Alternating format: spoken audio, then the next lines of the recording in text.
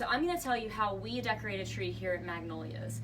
The first thing I will tell you, before you put any ornaments on your Christmas tree, put your ribbon on first. That gives you a really good idea of where your ornaments are going to look best. Now if you need a quick refresher on how we put our ribbon on the tree here at Magnolias, click the link and I'll send you that DIY video so you can watch that at home and do it yourself. What you do when you start to put on ornaments though is you want to work your way from inside the tree to outside the tree. So you want to put your bigger ornaments on first. So if you have an ornament like this that's obviously bigger than this one, what you're going to do is start with your larger ornament, and you're actually going to put this into the tree.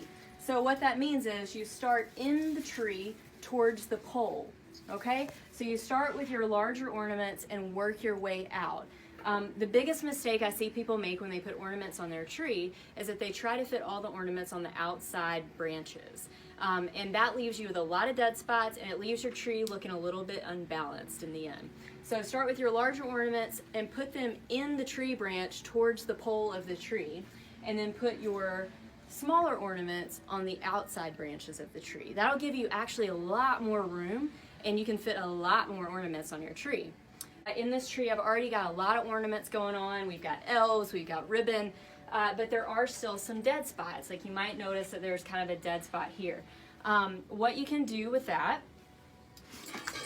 is find a very large space filler. And what you're gonna do is push it into the tree and then use the tree branch itself, or a piece of wire or something, and you're gonna attach the ball into the tree like that. So you can see that it takes up a lot of space, adds a lot of visual interest there, and makes your tree a little bit more dimensional. So I hope that helps you guys when you start to get your ornaments out and your trees out this Christmas season.